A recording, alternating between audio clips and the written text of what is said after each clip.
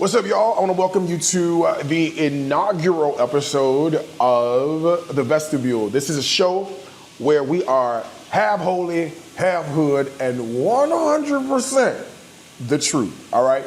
This project has been a long time coming, and when I say a long time, I mean a long time. I moved to Bali, Indonesia in January, and I was like, oh, I'm gonna do a weekly podcast, a weekly commentary situation on my YouTube channel or start a new YouTube, and man, just never got around to it. And so I think what happened that prompted this was, first of all, the Diddy trial prompted this, but I also was in school. I'm a full-time college student, Berklee College of Music in Boston. I'm in my 8th semester. I go to 9.5 semesters, so I'm almost done, be done in December. Bachelor's of Arts in Piano Performance, thank you. But anyway, so I had a class this semester, and the class was extremely difficult. Actually, it was so difficult, I think it was also like unrealistic because of the amount of work that we would have. I'll give you an example. We'd have to play, it's like a gospel music course, and we have to play or learn rather, one song, 3 songs. Each song is between 5 and 9 pages of music, full staff that you would have to learn, and it wasn't even notated correctly. So trying to get through all that and do all that was tough for me. So I dropped the course, rightfully so, it was an elective. And I got like a bunch of my time back. So now I'm sitting around like, oh, I can get into the projects that I should have been doing a long time ago. Plus, my audience, I feel like, has been egging me on, like, Darius, let's go. We want to hear what you have to say. So this will now be the platform I use to talk about and commentate on all of the things that are going on. And Lord knows there is a lot of stuff to get to. Now, if you hear noise, there's a rice field right there behind us, so they over there tilling the land, and then the downstairs toilet, there's a restroom right here. I'm sorry, I'm in Bali, it's not a restroom, it's called a toilet. There's a toilet right here, and that toilet has been broken for quite a few weeks, and now they're fixing it. So you might hear all that noise. I was gonna wait till he's finished, but I wanna get this done because I'm getting ready to go for dinner in a little bit, all right? All right, so why don't we talk about what we came to talk about? So we'll start this first segment off this week in the world.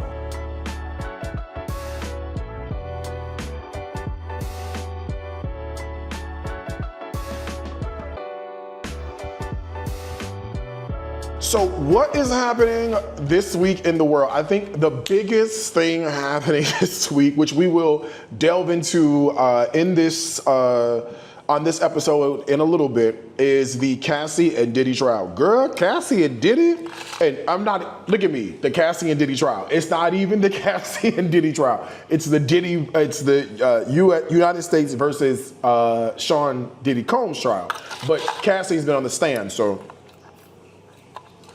rightfully so. I think it's interesting what's going on. Lots of opinions, huh? Out in the world, and lots of opinions going different ways. Some in support of Cassie, some in support of Diddy, some against Cassie, some against Diddy, and the whole bit. And I kind of fall in between. I'm looking at both of them with a side eye, and we'll get to that shortly. But in case you missed it, first, it's a federal case. And so people were saying, oh my gosh, Darius, like, why can't we see this? Why is it not televised? And I'm like, federal cases are never televised. Back in the early 90s, the Council of Judges decided that for federal cases, for whatever reason, right? They didn't want to influence the case. They wanted, jurors, a myriad of reasons, right? They decided not to broadcast federal cases, and so that's the reason why the federal case has not been broadcasted and won't be broadcasted. So people are saying, well, where are you hearing the information? The news outlets, right? So they do all courtrooms allow people, bystanders in the courtroom. That's just the way the justice system works in America. So there are people there witnessing exactly what's going on. Other bloggers are there, but obviously the reputable news outlets are there, and CNN, I think, is doing a fantastic job from a entertainment perspective, reporting on. So that's where I'm getting most of like the happenings, the fact of happenings, and then we can form our own opinions based on that. So they had three people so far on the stand. The first one was a prior male escort. The second one was Cassie. She was on for 3 days, 1.5 for the prosecution and 1.5 days for the defense. And what I thought was interesting is that the judge said, hey, I want to make sure that Cassie, she's done soon because she's super pregnant, right? Obviously so. She's super pregnant. And the prosecution went first. They had 1.5 days of arguments and chatting and examinations and testimony and you name it, right? And then the defense had also 1.5 days. And that came because the judge was like, yo, listen, if prosecution was 1.5 days, defense 1.5 days, this woman can have this baby anytime, get her off the stand, get her home, get her resting, no more emotional stress, which, you know, kudos to the judge for that. The judge is an Obama appointed judge, so you do with that what you will, okay? So that's what's going on. So Cassie was on for 2 days or 3 days, and now Don Richard had testified. So we'll dig into that in a little bit, and I'll certainly give you all of the happenings of that, all right? The second topic of what's happening in the world is what's going on TikTok. Take a look at this video and we will talk. Hey, I see a little clearer. Through the years and every change, we'll put up a fight, 'cause you're my love, my everything. You are my life.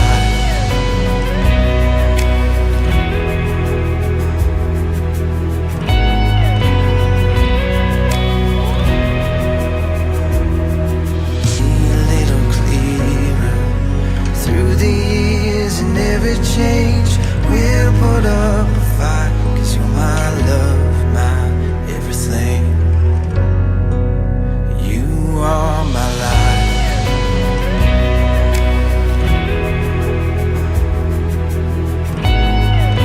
We started talking all night on the phone, 'cause miles and miles couldn't keep us alone. Those warm summer nights. Okay, there is a lot of talk on in the comment section on social media. If you just like browse it and like look at the comment section, there's a lot of commenting about it. I'm open to the conversations. I just think that some of the opinions are super close-minded, and I think that honestly, I think it's a generational thing, if I can be honest with you. So some of the comments that I have been, that I read, and I'm just paraphrasing it, right? Some of the comments are things like, you know, he's too soft, and I don't want my man crying, and, you know, I think that my man would be gay. If if I saw him crying, I would immediately think that he's gay. Like, there's all of these thoughts out here, right? And I will say this, as I've reached uncle status at this point at 43 years old, so I will say this.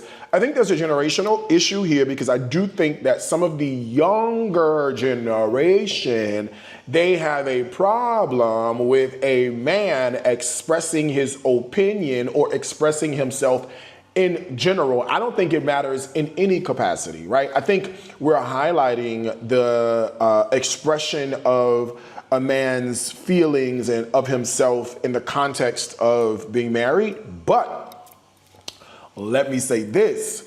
I think, and I've read comments over the years, and I'll give you an example of what I mean. I've read comments over the years where I've heard people just have a lot of stuff to say about what happens when a man expresses himself. It seems to me, and you correct me if I'm wrong, actually this is my opinion, so you ain't gotta correct me, but it seems to me that the people who are probably like a younger generation, I feel like they have a problem with the idea of expression, right? And anytime someone expresses themselves, especially in a positive, succinct way that goes maybe against the grain, and I mean it could be slightly against the grain for what they believe, I think that becomes a problem, and they automatically put the man in a certain category, which is weak, gay, simple-minded, right?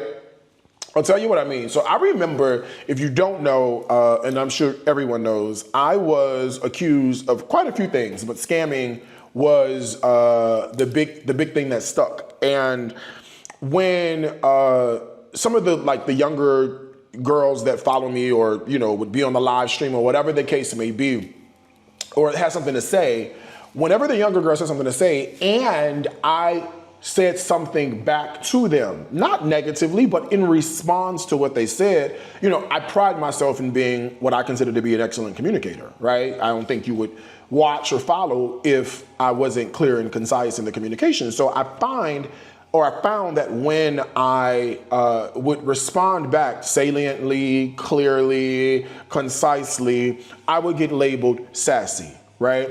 And for what it's worth, when I hear the term sassy, I automatically think that they're calling you gay, even though I am, and I don't really care about that. But I think that's the case. When in fact, here's what I think. I think, and I'm at the uncle stage, so I can say what I want to say and don't give two shits what you got to say about it. But here's what I think. I think these women, because that's what they are, they're definitely young women, who have purported that a man might be sassy or gay when he expresses himself. I don't know if they grew up with fathers, right? I don't know if these girls who are out here, these women, grew up in a space where a man was able to articulate how he felt, and it doesn't mean that he is gay, it just means that he is a man and he has a feeling as a human being, and he is expressing that to you in a very clear, concise way. What is gay or sassy about that? However, when you are not accustomed to, you are not used to seeing that, then sure, absolutely, that could come across and look very, very, very sassy or gay or whatever the case may be. But I think that to me is what it seemed like. I would express myself, or I would quit back, or I would even say things like, you're just not used to a man expressing himself clearly, which they were not used to that. And if a man does that, then he's considered sassy. So I just wonder how that's gonna pan out sort of in the future for some of these young ladies. But watching the video, I don't think there's anything wrong with a man crying. I think, and this is my personal opinion, I think that whenever I see a man express himself in a way that we typically don't see men expressing themselves, first of all, especially a black man, first of all, I look at that in the context of kudos to you for being vulnerable, but having the strength to still push through and express yourself, knowing that unfortunately you're gonna get judged. Even if a woman does it, she won't get judged. Oh, what's wrong? Or how are you? Or what did he do? Or whatever. The woman won't get judged. The man immediately gets judged. So when a man does that, kudos to you for being able to do that. I don't see a problem with it. I have been live streaming, I don't know, the better part of 20 years, and we've had every emotion. We've laughed, we've cried, we have cussed, we have prayed, we have done it all. You know what I'm saying? So I don't really see a big problem or a big issue when a man decides to express himself, but for whatever reason, these do. And I don't really know, I don't know what they associate that with. That's so weird to me that they would do that. But this is the big thing. So if you go look at the comments, you'll actually see this like sort of all over. I know it's on TikTok, on some of the Instagrams. And again, I think, it's some of the younger women. I don't know. And y'all tell me if I'm wrong, right? I love to see in the comments. Do older women feel this way? If you're in your 50s, right? Your name Gladys and you got a man named Mac. That's like a 50s. No, that's too old. Not at 50. 50 could still be Tanisha, and 50 could still be Jermaine. Tanisha and Jermaine. That's 50 years old. That's permissible. Mac and whatever I say, Edgar, that's like 70 at this point. Anyway, all right, so if your name is Mac, I'm sorry. Okay, Tanisha and Jermaine. You're 51 and he's 52. He is expressing himself in some capacity and tears well up, right?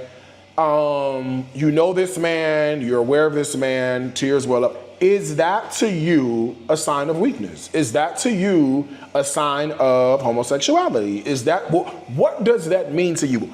Honestly, I'm gonna be honest with you. If I had a man, I'm single as shit, but if I had a man and he expressed himself to me in that way, or expressed himself and I saw it, it would kind of turn me on a little bit. I'm not gonna lie to you, right? Because you typically don't see that. I'll give you another example. I'm here in Bali and there's a guy, right? There's a man.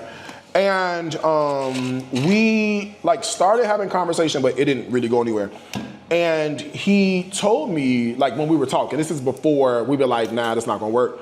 But before then, he said to me, he was like, you know, I haven't dated someone in a long time.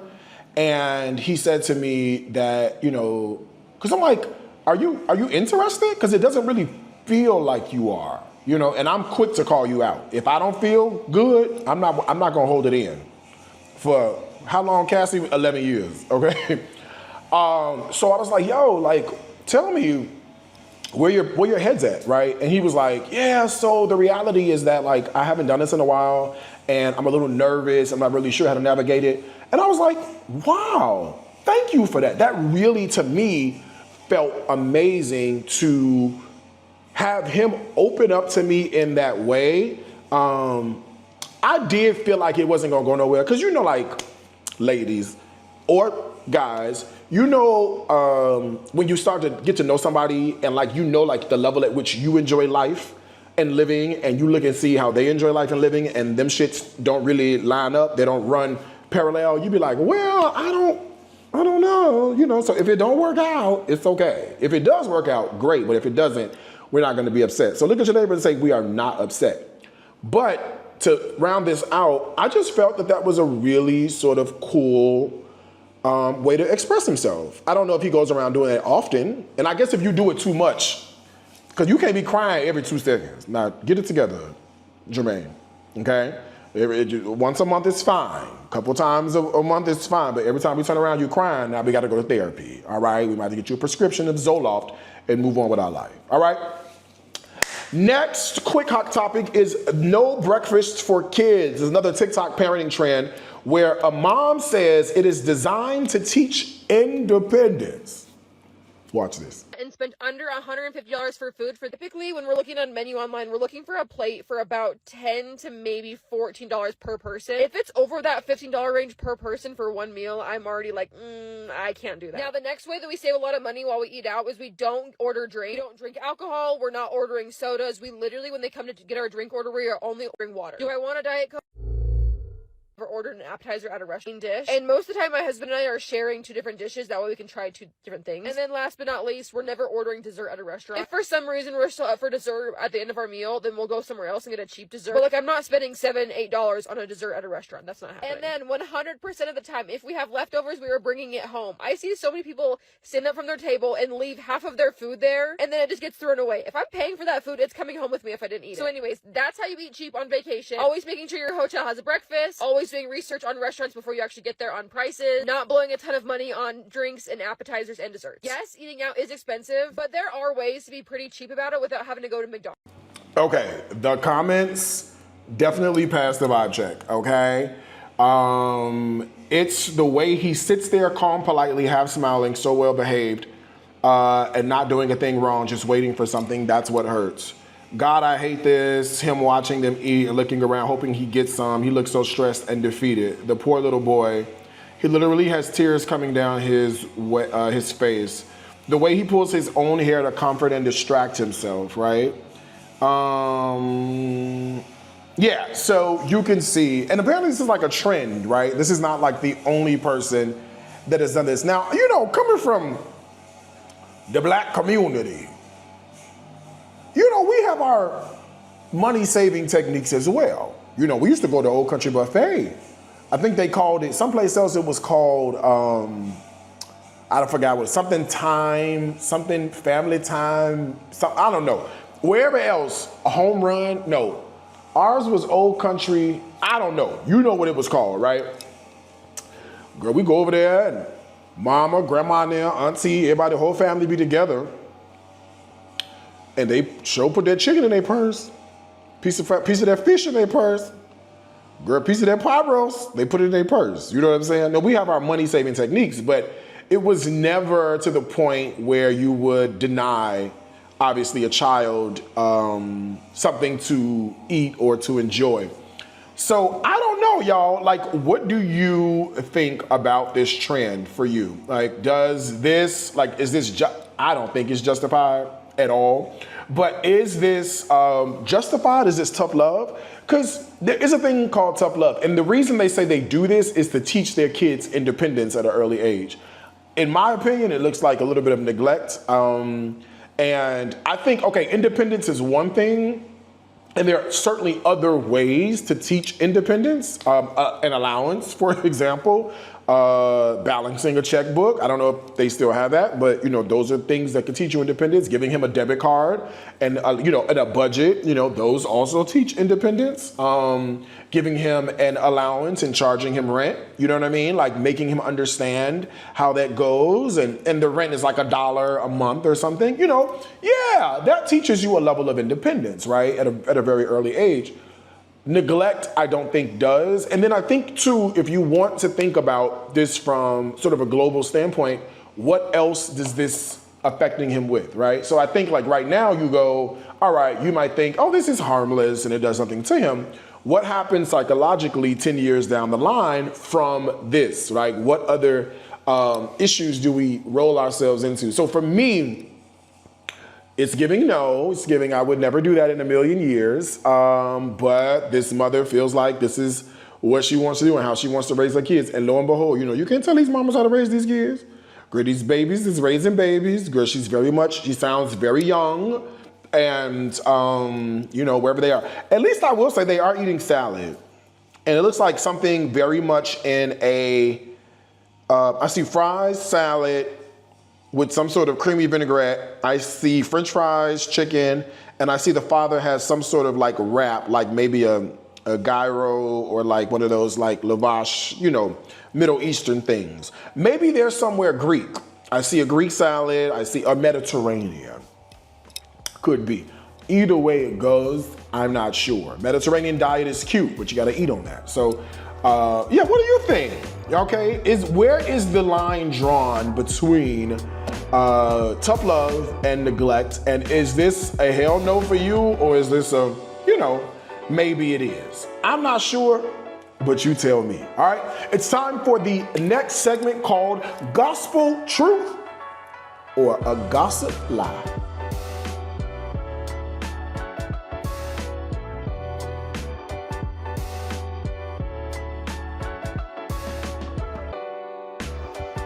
All right, first statement. Y'all don't want closure, you want control. Yes or no? Is that a gospel truth or a gossip lie? You tell me. When a woman breaks up from a man and says, I need closure, do you really need closure? I want to know, what do you need? Now, let me tell you, I'm a Capricorn. You understand me? Through and through. 12/29. If you have anything smart to say, Jesus was a Capricorn. We start the year, we end the year. We can't get to none of you Virgos and none of you Pisces and no Aquarius, no Cancer, no Scorpio, no Sagittarius. We can't get to nobody till you come through this Capricorn territory first. Now, I don't know if other Capricorns are like this. You tell me if you are. All right, I'm a December Capricorn. They're very different from January Capricorns. But I never needed closure. Ever. Most of the time, I'm the one that walks. That's probably why your arrogant ass didn't need closure, because you the one that walked away. No, I never needed closure in a million years. The closure I need is the runway of activity that caused me to make push the plane up in the air, right? That to me, I think is all the closure I need. I never need closure. The way you act, the way you cut up, to me, is everything. Now, here's one thing that I've kind of held on to, right? And I want to make sure I read my line carefully. Wanting to understand is human, but demanding answers might be ego. Let me say that one more time. Wanting to understand is human, but demanding answers might be a little bit of ego. If they already showed you who they are, why are you still at the altar of explanation waiting on something else? Please help me understand. For that reason alone, I don't get it. You've already shown me who you are. You've shown me what it is. And let me tell you what I also often say. I often say that truth doesn't hurt. People say, oh, the truth hurts. No, it doesn't. The truth doesn't hurt. It is your alignment with the truth that causes the most pain. The truth will stand since the beginning of time. Fact does not change. You just were misaligned with said fact. And now that you become aligned, now it's become an issue, right? So personal opinion is, it's your alignment that causes the most pain. So question for you, gossip, lie, or gospel truth? Do people in relationships need closure? It's up for you to decide. Next, gospel truth or gossip lie is this. Most of y'all aren't poly, you're just scared of a commitment. Yes or no? What do you think? Is that a gospel truth or is that a gossip lie? You tell me. All right. So first of all, if you don't know, poly or polyamorous relationships are literally taking over. I thought it was just the gays, right? No, it's the lesbians and the straights as well. Everybody's dipping it and doing it all over the place. I as a sex positive person, I'm here for it, I guess. But in your humble opinion, do you think that engaging in said activity is akin to avoiding accountability? There's this whole idea for the people who are against polyamorous relationships or poly relationships. They're against it. Sidebar, that's what Neo got. Neo got them three women that if it works for them, it works for them. This is other guy, Jacoby. He's a porn star, gay porn star. And he posted a video, I saw this, where all of his toys, his boy toys they came downstairs in the morning and he literally kissed all of them good morning. And I think it was like 7 or 8 of them of all different types. I mean, he really spans the rainbow. You know, you look at that Crayola box, every color on that Crayola box from beginning to end, he likes. It's not one that he gonna turn down, okay? Because not one looks like the next one. You know, they say variety is the spice of life. Maybe he just enjoys things to be a little spicy, I guess. I don't know. But yeah, so a polyamorous relationship, everybody's doing it. Even the straights are doing it now. But it's when you have, if those of you who don't know, it's when you are, you know what this is, but it's when you are in a relationship with more than one person, right? I'm not really sure how it works. I didn't go to the orientation. I did not receive a copy of the manuscript. I don't know how this works. I don't know if there are, like, maybe person 1 and 2 are like, it's tiered, they're the top, and then person 2, 3 and 4 are subjects or loyals. I have no idea how this goes. I'm so interested. I don't even know if I could do polyamorous relationships. The other thought about this being poly is that the idea of being poly is disguised as being free. Some people don't think that it's actually being free and they feel like you have a fear of monogamy or being with one person. But you know what I think though? Was poly around 25 years ago or was it swingers? It was like swingers, right? Or the pineapple on the cruise ship door or something like that, right? That was going on back then. I think times have changed. I think times are changing. I see this more and more every day in the gay world. And I mean, I probably would see it in the straight world if I was a part of it in that way, but I'm not. I see it I see it more and more. And here's what I think. And I'm at this really weird age where I'm straddling generations and the changing of the guard, if you will, right, as I've gotten older. Those of you who are like 50, 60, 70 that may watch this, you understand what I mean. You know, when you start saying back in my day or back in the day, things were different or whatever the case may be, that's kind of how I'm looking at the entire situation. So I'm saying 25 years ago, maybe it was called a swinger. And today it has, you know, there's parameters around it and it is what the people are into. Like things have changed, right? We used to go out and used to have a sock hop, right? Now you don't have sock hops anymore. So maybe this is one of those things that have just changed. And I know there are some people, especially the ones that are in church. Oh, living, he loved me. Dying, he saved me. Buried, he carried my sins far away. Rising, he justified. I know you going, no, ain't no way. But what's so funny, I think, is some of the people, especially the church people, the trustees and stuff, because, you know, deacons be deaconing. A deacon go deacon. I knew a couple of them. Okay, they dipped out, men and women, child. Listen, there's therefore now no condemnation. Let he who is without sin cast the first stone. I cannot judge you while you got a speck of wood in your eye, got a log in mine. Do you understand me? Nope, you won't hear it from me. But quiet as it's kept, they already in a polyamorous relationship. He already been out dipping it and doing it with somebody else. And come home and you know that. You know, I know a really interesting scenario where the woman, you know how women, you know how you are, right? You have to, you want to feel like you belong and that you matter. And that for some of you, if you don't have kids, you don't feel fulfilled. If you're not with a man, you don't feel fulfilled. Or if you get with a man and you become barren, is that a word that people use? I don't know. But you have difficulty with conception, or you are unable to conceive. For some women, it makes you feel like less than a woman, and especially if you are married to a man, because you feel like you want to give the man the gift of having a child, but you can't, right? And so that weighs on your brain, no doubt.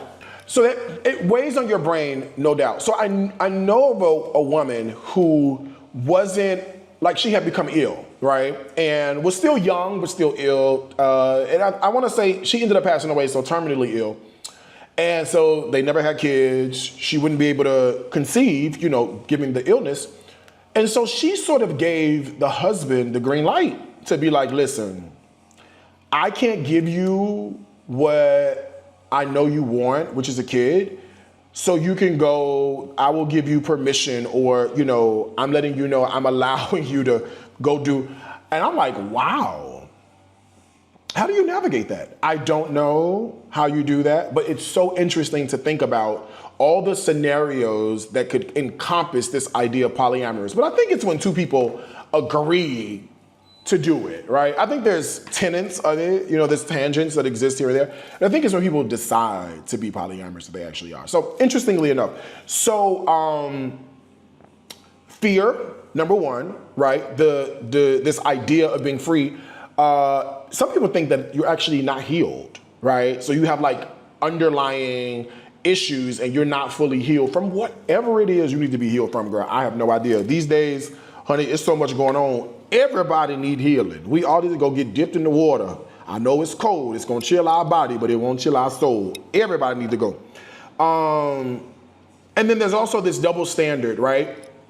Because you have men with multiple partners, right? Just living their truth. And that's permissible. You have women who do the exact same, and you go, oh, she's for the streets when she doesn't. So there is a double standard that I think exists in the heterosexual world, which most of you are a part of, I would assume, where you might go, yeah, Darius, I don't know. Like if a guy does it, like there's a double standard. If a guy does it, it's just who he is. You've come to expect that. You know that's how he operates. If a woman does it, it's looked at less favorably. Do you know what I'm saying? So anyway, my quick little 2 cents about that, or 2 thoughts. Is that a gospel truth or a gospel lie? That most of you guys are not poly. You just are scared of commitment. It's up for you to decide. All right.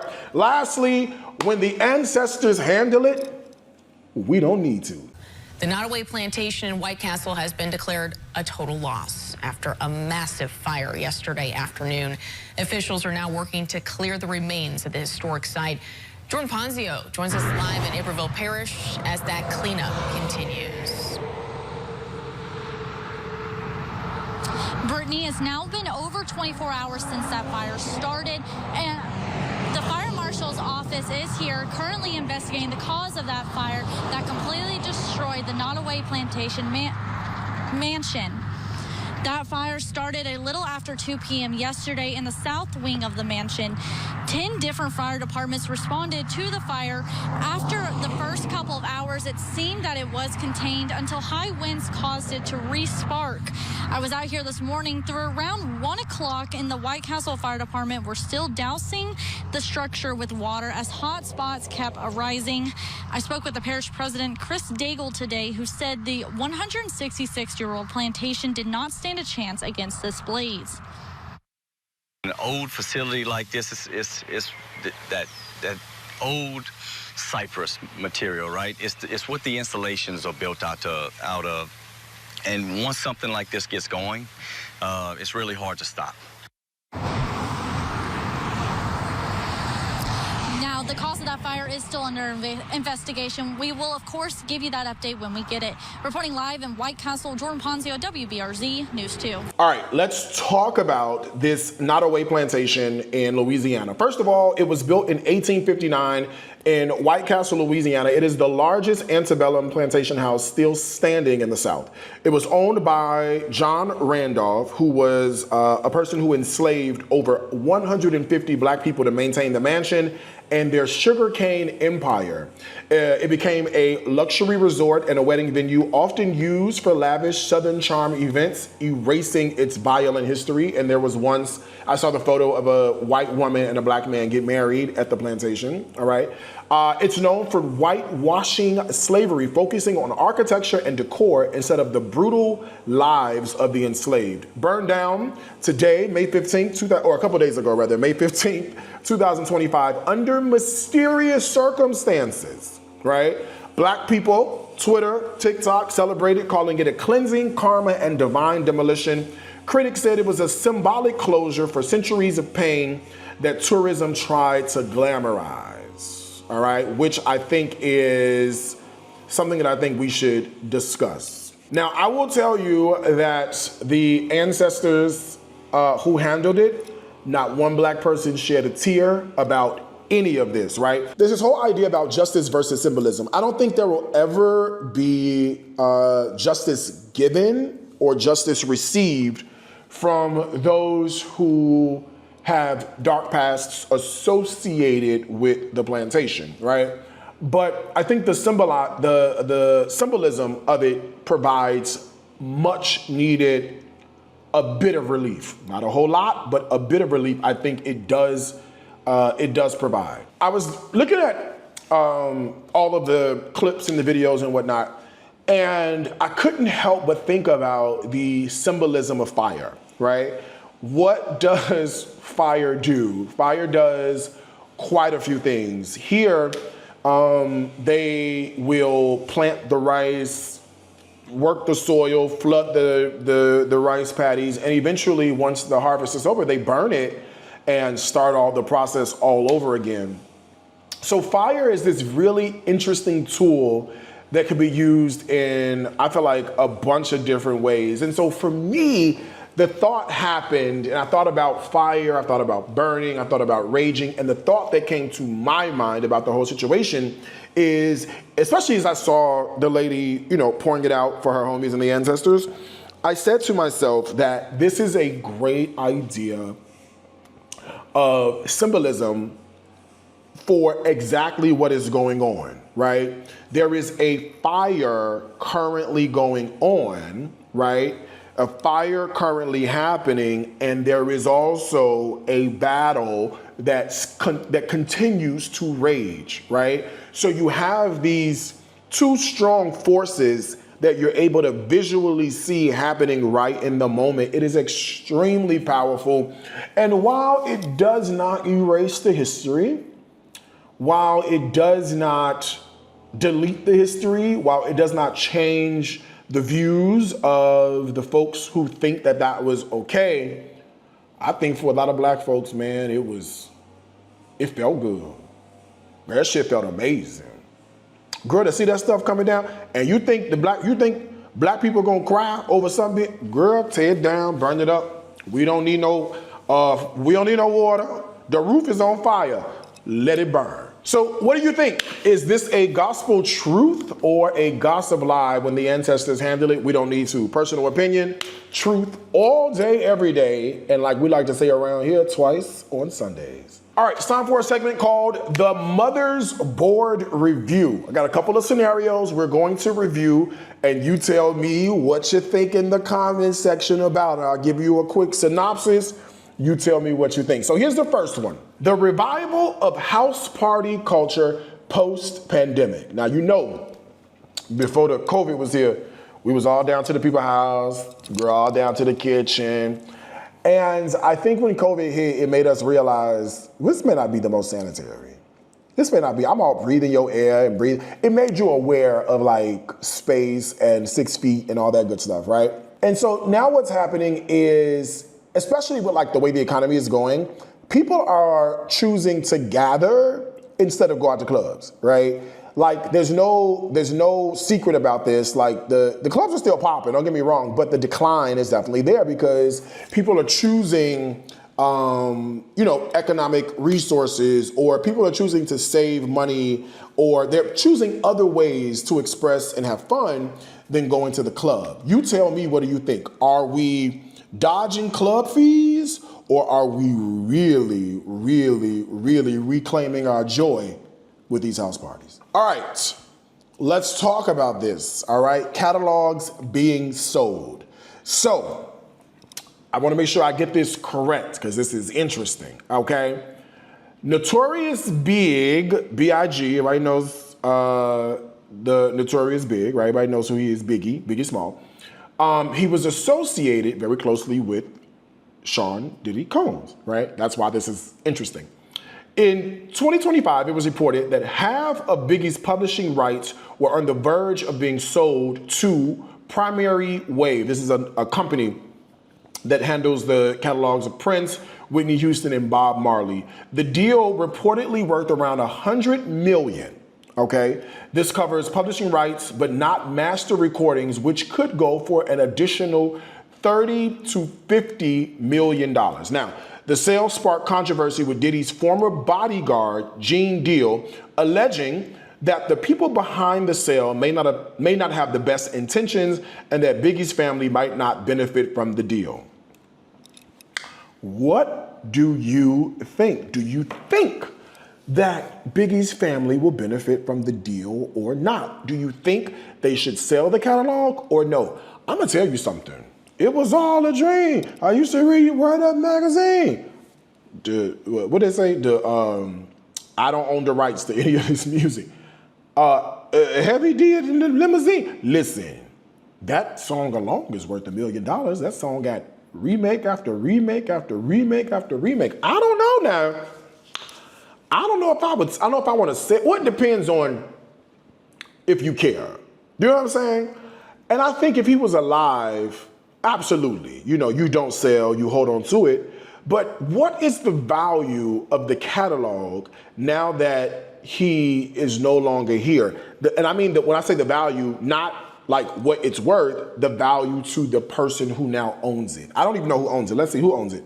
Who currently owns his catalog? And if it's who I think it is, yeah, girl. $200 million is what it is estimated to be. 50% of that went to his mother, Valletta Wallace, before she passed. So that means what, the kids got it? Oh.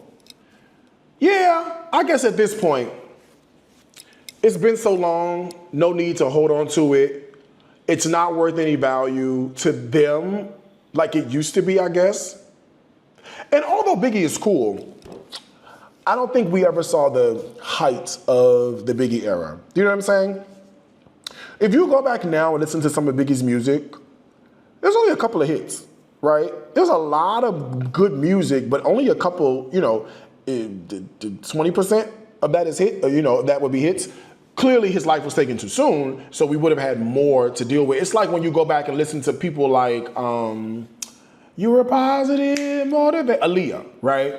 Yeah, she never really reached her peak before she passed, so do we really want to keep the catalog? Or do you want to get rid of it? I don't know. It's very interesting. So you tell me in the comment section what you think. All right. Last little quick Mother's Board review is our lovely good friend Usher Raymond. Let's talk about Usher for 2 seconds.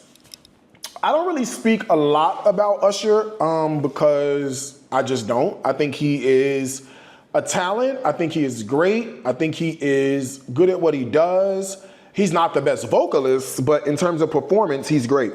Something's happened, though, over the last 5 years. Just go with me for 2 seconds. Something's happened, and I can't really figure out exactly what it is. Usher has gone from Usher to a fucking superstar. Usher is like bigger than life right now. From the residency and the Super Bowl, he is literally untouchable. And I think, personal opinion, Usher has reached the status where whatever he does, it's gonna be amazing. Whatever he records, whatever he puts out, whatever project he works on, because Usher is so likable and people love him so incredibly so that it's like he's a superstar. And I don't know if you agree with this, but hear me out for 2 seconds. I honestly think Usher has ascended to superstardom just like people like Michael Jackson and Whitney Houston. You can't go to a club without hearing Usher's music. You can't turn on the radio without hearing Usher's music. We've grown up with Usher and listened to his music. I mean, Loving This Club. We can name the songs. And here's what I mean when I say we can name the songs. Play the first 3 seconds of any Usher song. The popular ones, mainstream America knows those songs. Got it. All right, that does it for the Mother's Board. Now we gotta talk about the deep dive topic today, which of course is the trial with Diddy. And let's talk about the key witness that we want to talk about today, which is our dear lovely Cassie. Oh boy, okay?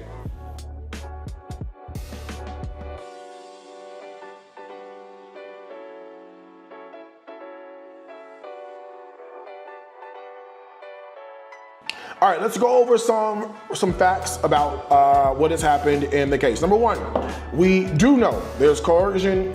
We do know there's coercion into drug-fueled sex acts. Those are called the freak-offs, FOs, right? We'll call FOs from now forward.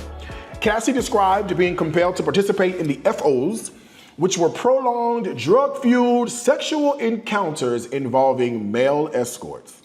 Oh, did he like the man, huh? These sessions, often orchestrated by Combs, could last up to 4 days and involved heavy drug use, including ecstasy and ketamine. 4 days. How much semen does one need to last 4 days?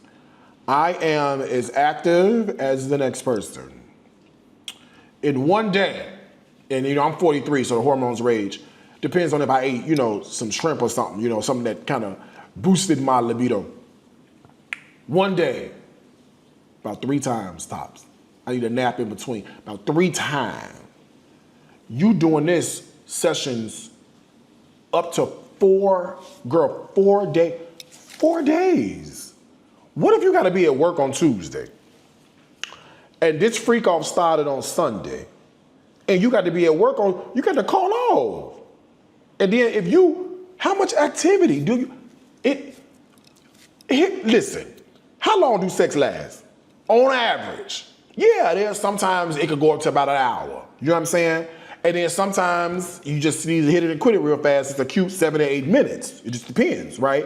The average sex is like, let me ask ChatGPT, what is the average amount of time people spend having sex? Let's see. 5 to 7 minutes. That's not including foreplay. If you include foreplay,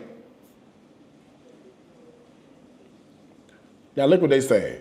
A study says the Journal of Sexual Medicine found the average time from penetration to ejaculation is 5.4 minutes.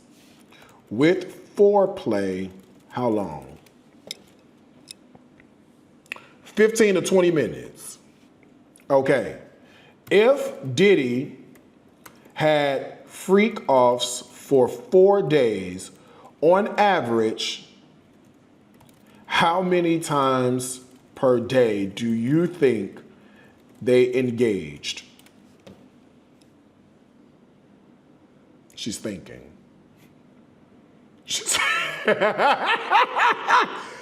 It starts with woo. All right, now, let's break this down analytically, but keep it real. Over 4 days, 32 times. Girl, it's no way possible. Okay? She recounted being forced to spend thousands of dollars to hire sex workers based on Combs' preferences. Cassie testified that Combs would direct these encounters, sometimes up to 10 large bottles of baby oil, and would humiliate her with degrading demands. She alleged that Combs recorded these sessions and used the footage to blackmail her, threatening to release the videos to ruin her career. Okay? Number 2, there was physical and emotional abuse. Cassie detailed numerous instances of physical abuse, including being hit, dragged, kicked, and stomped on by Combs. She recounted a 2016 incident where Combs assaulted her in a hotel hallway that was captured on a surveillance camera. She testified that Combs maintained control over her life, dictating her appearance, resisting her communication, and manipulating her career.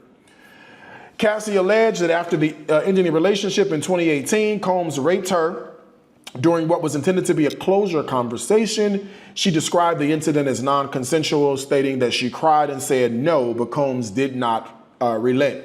FYI, he's not on trial for that. Okay? He's on trial for sex trafficking, transportation for prostitution, and racketeering. Those are the charges.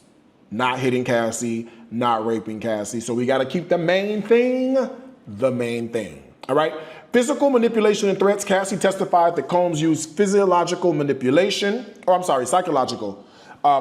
to maintain control over her, including threats to release incriminating videos. She recounted an incident where Combs handed her a loaded gun while she was high on mushrooms, describing herself as terrified and unfamiliar with handling firearms. Cassie also alleged that Combs threatened to blow up rapper Kid Cudi's car after learning she was seeing him. More facts. Cassie described suffering from recurring urinary tract infections and mouth sores due to frequency and nature of the freak-offs. She testified that she developed an addiction to opiates and cope with the trauma, stating that the drugs made her feel numb. Cassie also recounted experiencing suicidal ideation and undergoing rehabilitation and trauma therapy prompted by the horrible flashbacks, which, no doubt, this is absolutely, absolutely horrible. Let's play devil's advocate for a second. Number 1, Cassie admitted that she still had feelings for Diddy even after the rape. Hear me out. This is what she said on the stand. Cassie admitted on the stand. Okay? She testified that a month after the 2018 rape, she voluntarily saw Diddy again at a friend's birthday party. Hear what I just said. She said that she voluntarily saw Diddy again at a birthday party. She admitted that she still loved him at that time, and that when she was asked if she hates him now, she says, I don't have hate for him. I have love for what it was. Interesting. I mean, this complicates the narrative. It's not unlike an abusive victim to still have an emotional bond or an emotional connection with their abuser. But this has to raise an eyebrow for the jury. For you to go, wow, I was abused, I was abandoned, I was raped, I was hurt, but I still went back on my own volition. Okay? Number 2, Cassie threatened a man on tape viciously. She says, I will cut you up and put you in the fucking dirt. I'm going to kill you, and then he's going to kill you again. This is a recording in 2014 of Cassie threatening a man in Atlantic City who claimed to have a sex tape of her. She admitted she said it, but explained that she was under pressure by Diddy to handle it. So here's the problem you have, okay? Her tone and her threat are aggressive in nature and criminal sounding in nature, regardless of who put you up to it, right? I could tell my best friend that I am going to hurt you if you don't go kill my cousin. So my best friend is like, okay, I'll go kill your cousin. Just because I put pressure on my best friend to go kill my cousin does not justify the attempt my best friend made to kill my cousin. Unfortunately, Cassie, even though he put you up to it, allegedly, the fact that you said it out of your mouth and there's proof and evidence sounds very, very concerning. Number 3, Cassie accepted over $30 million in settlements. $20 million from Diddy in 2023 and $10 million from the Intercontinental Hotel in 2016, all right? Now, some people question whether her testimony was really influenced by money, even though she said she would give the money back, right? You got the $10 million in 2016, you got the $20 million in 2023, I don't know, right?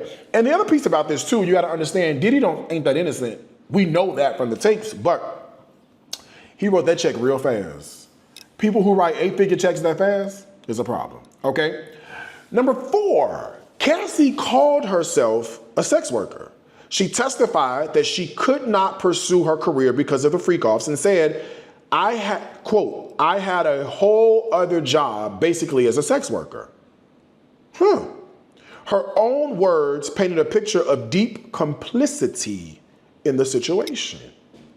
Can't cry that you ain't like none of this. Can't cry that this is unfair. You can't cry all of this. When you said out of your mouth, I have another job. Like, I have another job. People who say, I have another job, they have loyalty to that job.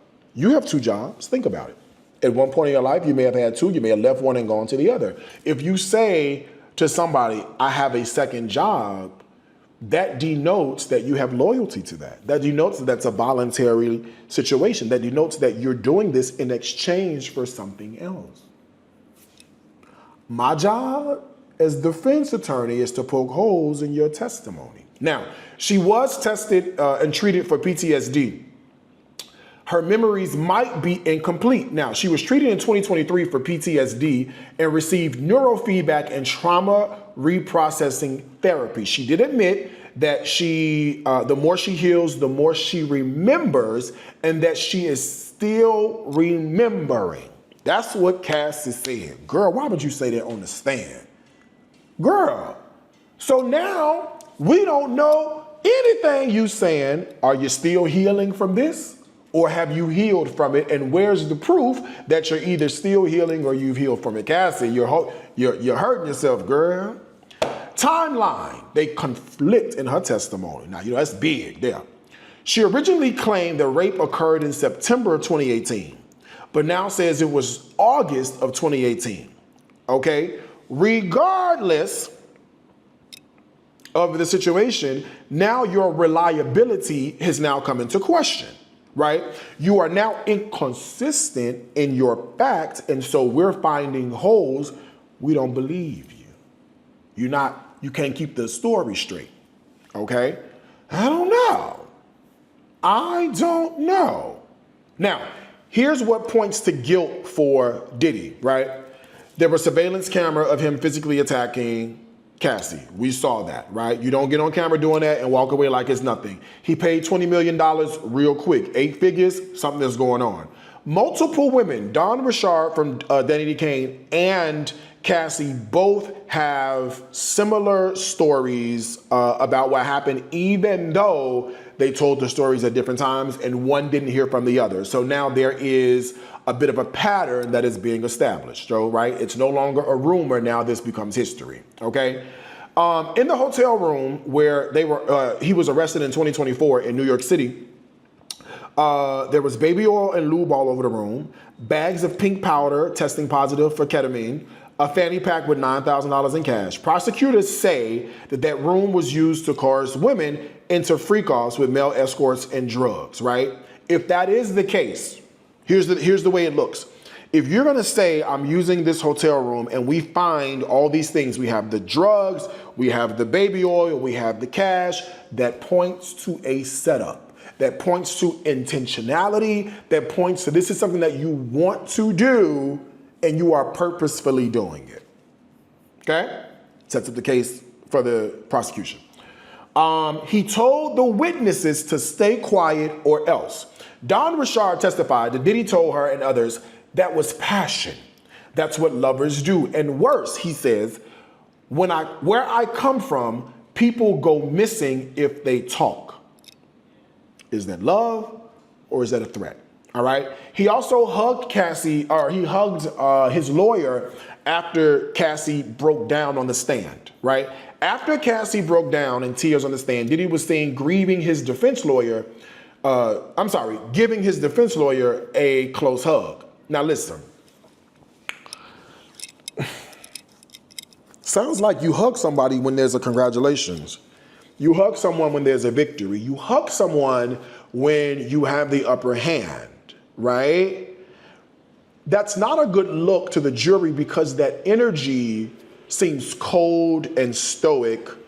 And in that stoicism, it really feels like you have a little bit of control and you get off on having control. That too is a problem. He groomed and controlled Cassie from a young age. Sidebar, let's make sure we understand legality versus morality. It's not illegal for an older man to marry, date, have sex with a younger woman that is over the age of 18. It's not illegal. It's possible. It happens day in, day out. It is what it is. I don't have nothing to say about that. That's up to you to decide from the court of public opinion. However, Cassie met Diddy when she was just 19 and he was in his mid-30s. Her entire career and financial livelihood were pretty much under his entire control, making her, I guess, vulnerable to him or for him to manipulate and coerce her, okay? So that power dynamic alone, it is extremely predatory in nature. And even if you don't look at the violence piece of that, it still is concerning in of itself and could be used as a character situation for the jury, all right? His own words also point to guilt. Text messages that he sent to Cassie after their breakup says, I hope you can forgive me. We're lucky to be alive, right? So that's not how an innocent man talks. If you're reflecting on guilt, that points to what? Not innocence, okay? All right, his reputation in the industry was already known from making the band, remember that cheesecake situation and having to sign the NDAs and all of that stuff? So they've been whispering about him for a while, and what this trial does with the testimony is it puts those whispers on record, and now we hear them loud and clear. And the last piece about this I think is interesting is even the people that Diddy made famous, right? The Bad Boys, the Maces, the Mary J's, the partners that he worked with, the Jay-Z's and the Beyoncé's and the whoever over the years, they have been quiet. They have distanced themselves from him completely. If he was innocent, he would have a lot more people vouching for him. So you have to look at character witnesses around you and go, is this he's zero support? I don't know. Even with my scamming allegations, the girls will still support. Like, I got my stuff, so you can have people who are speaking up regarding to your character.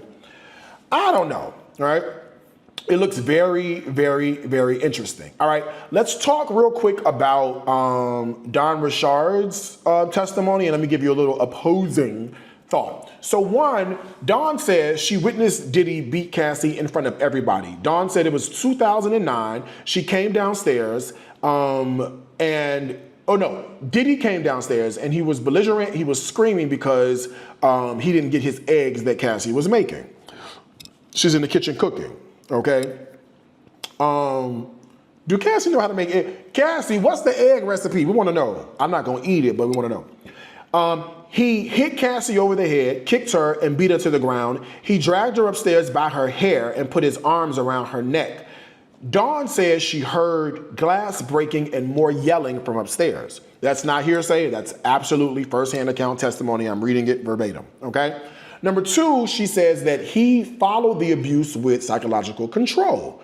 The next day, Dawn says Diddy called Dawn and another woman who witnessed the assault, locked them in the recording studio, told them what they saw was passion and that's just what lovers do, and then said to them, it would be in your best interest not to say anything because where I come from, people go missing when they talk. Fear tactic, if they're able to prove that. Number three, she admitted she stayed silent out of fear. Dawn says she told the court, and I quote, I was scared of what that might mean for me too. Which proves that the environment that Diddy was setting up, it wasn't just abusive, but it was sort of designed to keep people either complicit or small or basically going along with it out of complete fear, which is a problem, all right? Dawn says that he weaponized loyalty through the control of their career. She was signed to Bad Boy from 2004 to 2011. We'll talk about that in a second. Diddy created Danity Kane and had full control over Dawn's career.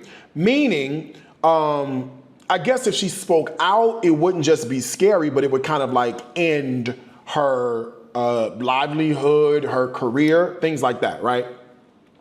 So he didn't just, the reason this is important because it doesn't just go to Cassie. Now it's showing how he created this web, this ecosystem of controlling people, having them do what he wants based on fear, right? That's what this says. Now, let's talk a little bit about controversies between these statements, all right? So first of all, Dawn waited over a decade to speak out, 14 years to be exact. She says she witnessed the alleged attack in 2009, but she didn't say anything publicly until 2023, and now she's testifying in 2025. She never called the police, never made a public statement, continued working for Diddy for 2 more years after the alleged abuse. The question is this: if the abuse was so bad, what made you stay for 2 more years? QTNA. That's all I'm saying. If the abuse was that bad, what made you stay for 2 more years, right? All right. Number 2, she did not intervene. She did not try to help Cassie. Even during the alleged attack, where she said Cassie was being kicked and dragged, Dawn testified. She says, I was scared. I didn't do anything. When is a scared person ever thinking logically? Never. Might be an iota, but now we're in court. We know it's not 100%. You just admitted that you were scared, okay? So now this opens up for interpretation. Did the incident happen as dramatically as you described this, Dawn? Or was the fear exaggerated in hindsight? QTNA. I don't know. Scared people don't think clearly. Scared people don't recall everything, carefully. I don't know. It just happened so fast, and I wasn't thinking, and I wasn't clear. All right. The statement about people go missing can certainly be viewed, in my opinion, as AAVE or hyperbole, right? So Diddy said, where I come from, people go missing. Does this sound threatening? Yes, right? But could this be, and again, I am defense poking holes. Could this be viewed as either a figment or a figure of speech, or maybe perhaps street bravado instead of it being literal, right? We know how we talk. We know what we say. We know we say certain things. How do we know that this is 100% what he meant? We don't, right? Up for interpretation. So what could happen is the defense could actually go, well, this is a scare tactic, not evidence of an organized criminal enterprise. It's okay to scare people, all right? Could be. I'm not the defense attorney. All right, now, here's what I think is interesting as the cook around here. She said Cassie was cooking eggs. Dawn testified they were calmly cooking eggs in the kitchen before Diddy allegedly snapped. There was also no lead up, no argument, no mention of prior tension in her version, suggesting normalcy before the fight even began. So this sudden explosion that you're describing that came out of nowhere just happened? No lead up, no incident, no anything. You said she was calmly cooking eggs. I think any reasonable defense attorney would go, how many times has one cooked eggs before if they eat eggs in their life? On a monthly basis, you might cook eggs 3, 4, 5, 6, 7 times. How many times when you cook eggs did it end in violence? None. Which could suggest that perhaps there might be a little bit of exaggeration, or the story is just not consistent with sort of the idea of long-standing abusive dynamics. Okay? Also, you should know that Dawn has her own lawsuit against Diddy. She filed her own civil lawsuit in 2023 for sexual battery, harassment, and false imprisonment. When is a scorned ex ever been a wealth of positive information? Never. And I'm not suggesting that Dawn and Diddy had something sexual going on. They had a relationship. Their relationship is now over. And I'm not talking about sexual. I'm talking about either working, friendship, whatever you want to call it. She was there. They were in some sort of platonic relationship, business relationship, you name it. So now that that's over and you're suing, I wonder how much of this testimony is motivated to support the prosecution because it might benefit your own legal case. Just a thought. Now, here's what I think that's so interesting, is that Dawn, this is what Dawn said. She admitted to not speaking out because she admitted that she wanted to protect herself, and that was it. It was not about protecting Cassie, right?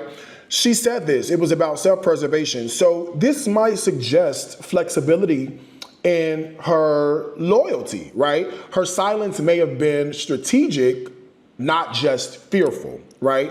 And if that is a point that the defense attorney, or I guess in this case, yeah, defense, if that's a point that the defense could use with the jury, they could argue and say, okay, if fear ruled her before, Well, what's ruling her now? Public sympathy, money, her own case, all these things. We simply do not know, right? We simply just don't know. So, this is where we are with this case. This case is messy. And listen, we're only 3 days in, right? We're only 3 days into the case. That's it. We've only heard from 3 or 4 days. We only heard from 3 witnesses, and there are a slew, including Aubrey O'Day, who's coming as well. So, I don't know, y'all. And we do have our opinions about Cassie, because y'all say she's not perfect. She liked it. She was a part of the situation. There's a contradictory statements. I mean, you can't think that Cassie is 100% clean in this. I mean, I don't think that any woman should endure the abuse of a man, especially, period. Ain't no especially nothing. No woman should ever have to go through what she went through. I just wonder how much of this, the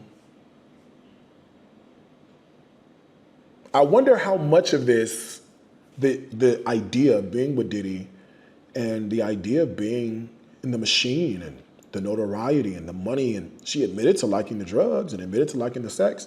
I wonder how much of that she fully enjoyed. I don't know, y'all. This has been absolutely amazing. This is my first episode with many more to come. I guarantee you that.